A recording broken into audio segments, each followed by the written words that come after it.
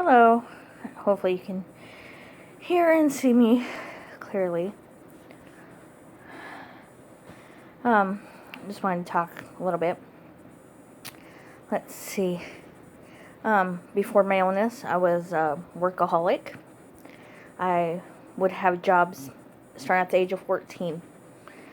I even had awards and certificate and an autographed picture of President Bill Clinton by his helicopter. I even had a presidential award.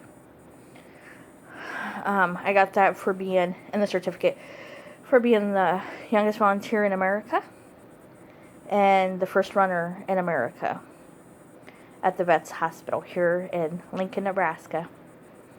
And the reason I got those, because I basically wrote to President Bill Clinton and telling him that we need to keep the Vets Hospital open here, because they were going to close it in 94. And a lot of our vets would check themselves in just to have a warm place to stay and food and whatnot. And I wrote him a letter stating that we should provide more than what we do for our vets. And I explained to him how I knew what was going on. Wasn't expecting a award or a certificate or an autographed picture whatsoever. I just knew he could do, like, pull strings, whatever, keep the Vets Hospital open. And it still is for in and out patients. And actually that was one of my favorite jobs.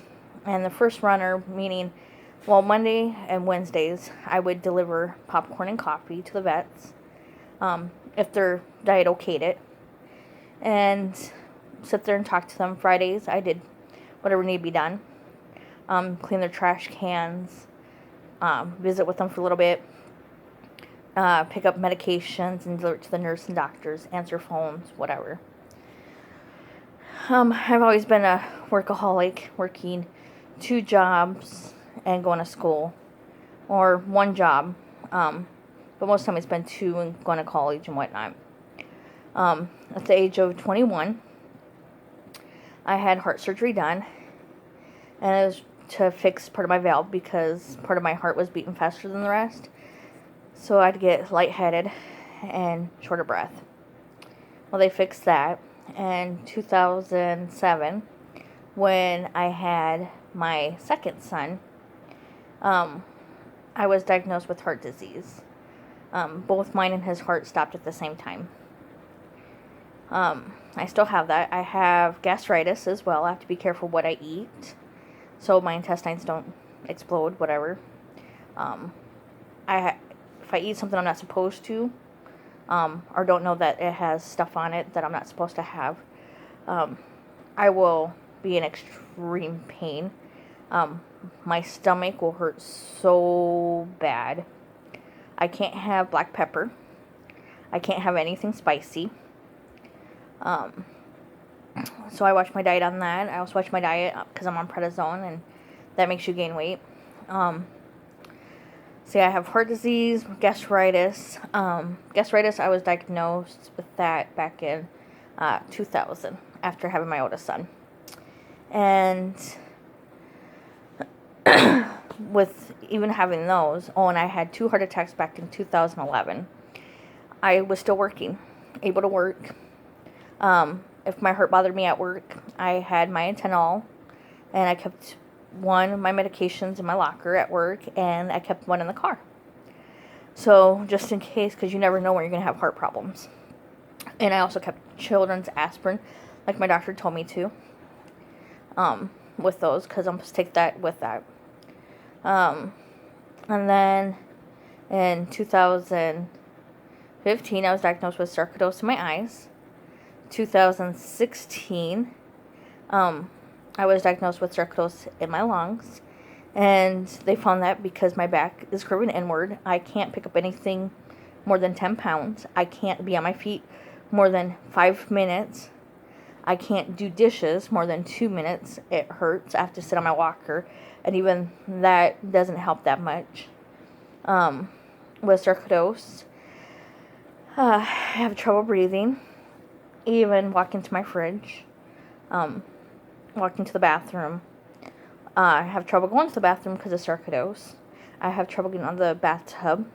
Need help with that because if I fall, I can break bones real easy because of prednisone. I have to have help getting dressed because getting dressed is a chore. And that, to me, is hard asking for help because it just makes me feel worthless or undignified.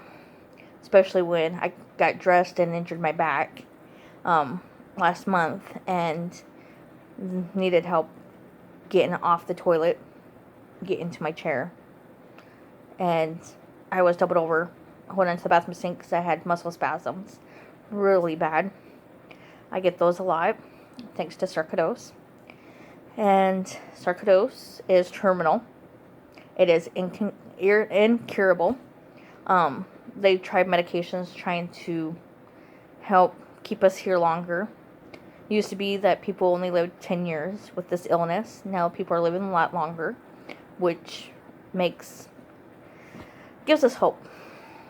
A lot of us. And we know more than some doctors. Some haven't even heard of sarcoidosis. And some that have know very little about it. Some doctors assume that we'd be better off breeding in warm climate. That's not the case. There's a lot of us, even in group, that the colder it is, the easier it is for us to breathe. It's just even going grocery shopping is a chore for me. Trying on clothes is extremely hard, and I need a nap afterwards, even taking a bath. I can't take anything for the pain that I have because of sarcoidosis. So I have to take 12 baths a day. That helps with the pain, but I even wake up in pain just to get up and take a bath. So out of all my illnesses that I have, sarcoidosis is by far the worst. With my other illnesses, besides my back hurting and work, I was able to work.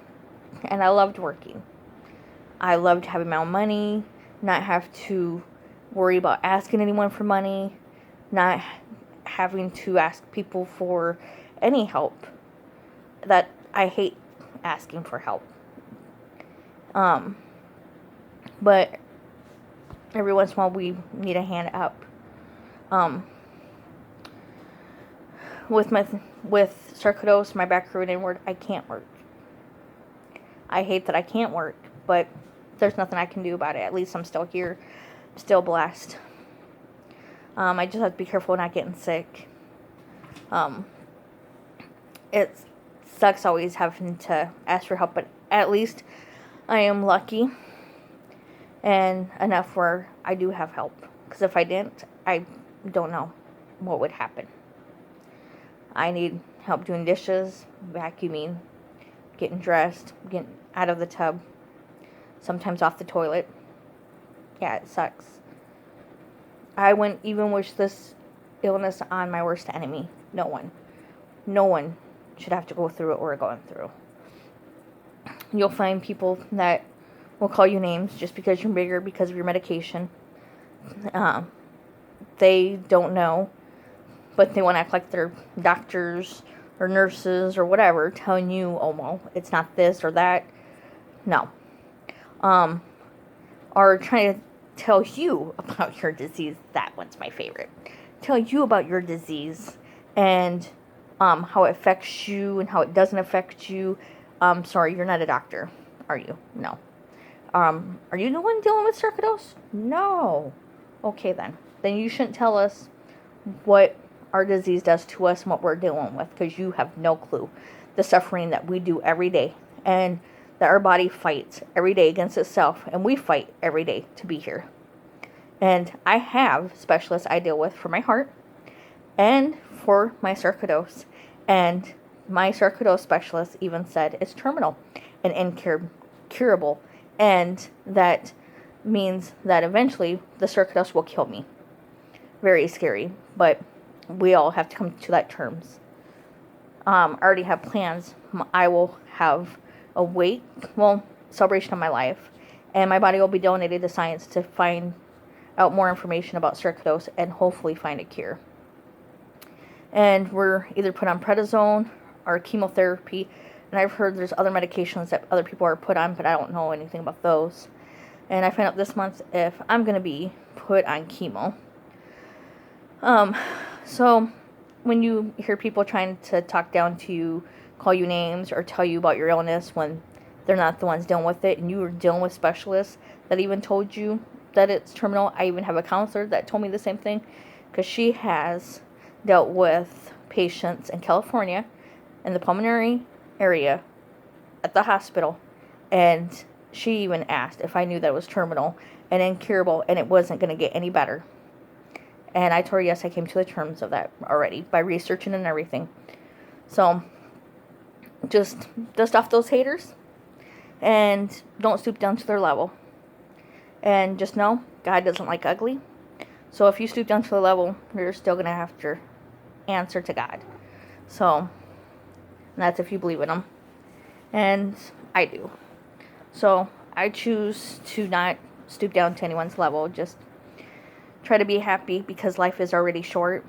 And don't stress yourself out from what other people say. You're going to find haters and people that are jealous anywhere you go. So I figured I'd tell you a little bit about me and about my illnesses and what I'm battling. And don't forget, you're never alone. We do have awesome support groups on Facebook for sarcoidosis. And they're like family. And they're there for you to learn about medications, what you're going through, vent, someone to talk to, whatever. You're not alone. We're going through this together. All right, well, I hope you have a blessed day. And God bless you. Bye.